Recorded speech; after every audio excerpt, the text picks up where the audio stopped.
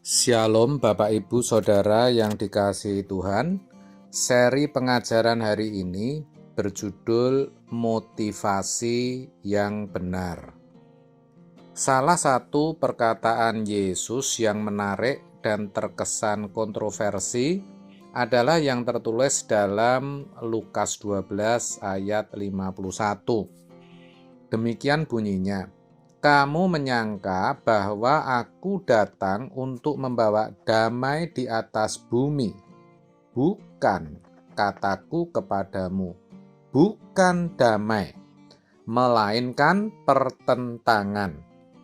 Ayat itu menarik karena di bagian akhir dikatakan kedatangan Kristus membawa pertentangan. Pertanyaannya, apa maksudnya? Bahkan dia berkata dengan tegas, bukan membawa damai. Kalau kita perhatikan di bagian lain, misalnya Lukas 2 ayat 14 yang berbunyi demikian, "Kemuliaan bagi Allah di tempat yang maha tinggi, dan damai sejahtera di bumi di antara manusia yang berkenan kepadanya." Juga dalam Yohanes 14 ayat 27, "Damai sejahtera kutinggalkan bagimu, damai sejahteraku kuberikan kepadamu. Dan apa yang kuberikan tidak seperti yang diberikan oleh dunia kepadamu. Janganlah gelisah dan gentar hatimu." Ini perkataan Tuhan Yesus, saudara. Bukankah dalam kedua ayat itu dikesankan Tuhan Yesus pembawa damai? Lalu apa yang dimaksud dengan membawa pertentangan? Nah, maksudnya adalah jalan hidup, saudara. Kristus datang bukan membawa agama, tetapi jalan hidup, yaitu jalan hidupnya yang berbeda dengan jalan hidup yang ditawarkan oleh dunia. Sehingga banyak orang menentangnya. Bahkan bukan tidak mungkin dalam satu keluarga bisa bertentangan. Di ayat yang ke-53 dari Lukas 12 itu dikatakan mereka akan saling bertentangan. Ayah melawan anaknya laki-laki dan anak laki-laki melawan ayahnya. Ibu melawan anaknya perempuan dan anak perempuan melawan ibunya. Ibu mertua melawan menantunya perempuan dan menantu perempuan melawan ibu mertuanya. Jelas ya, saudara? Pertanyaannya, kenapa Tuhan Yesus begitu keras dan tegas dalam menyampaikan maksud kedatangannya? Jawabnya, tidak lain tidak bukan supaya orang yang menerima dan mengikuti dia memiliki motivasi yang benar. Yesus datang sebagai juru selamat dunia melalui jalan hidup yang diperagakannya. Tetapi dia tidak duniawi. Ini penting, saudara.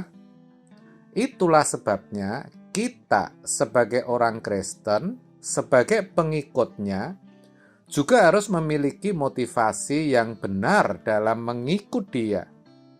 Motivasi kita dalam melakukan suatu tindakan jadi sangatlah penting. Kenapa? Karena dari motivasi inilah kita dapat mengetahui apakah yang kita lakukan benar atau tidak, sesuai jalan hidup Kristus atau tidak, begitu saudara. Contoh sederhana, ketika kita berbagi makanan kepada teman, kita harus evaluasi, kita harus periksa. Apakah motivasi kita benar-benar ingin menolongnya atau ingin dipuji orang? Ya, karena tidak sedikit dari kita yang menolong orang lain hanya karena ingin perbuatan kita dilihat orang dan dipuji. Tentu hal ini adalah hal yang keliru. Kalau itu sih namanya motivasinya masih duniawi. motivasi kita sudah salah kalau seperti itu. Karena sudah sepatutnya apa yang kita lakukan itu tulus dan hanya untuk menyenangkan hati Tuhan. Tuhanlah yang harus dipuji. Lantas, apa hubungannya antara motivasi yang benar dengan pembawa damai yang masih menjadi tema kita hari-hari ini?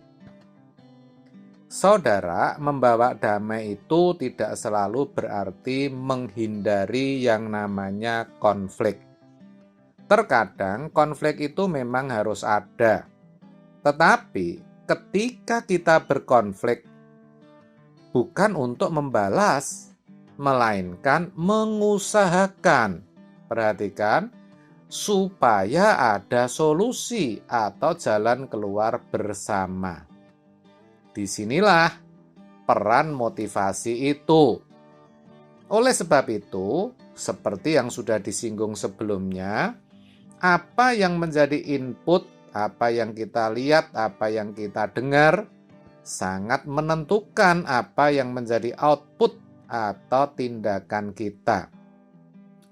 Kalau mindset atau pemikiran seseorang sudah salah terhadap hidup ini, maka akan berdampak ke yang lain.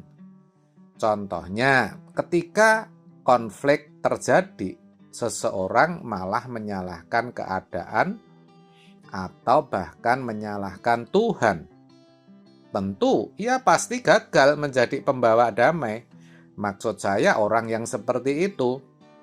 Makanya, kalau sudah memahami akan hal ini, mari saya ajak kita sama-sama mengisi diri kita dengan input-input yang positif. Kita harus bisa menyaring apa yang kita lihat dan apa yang kita dengar.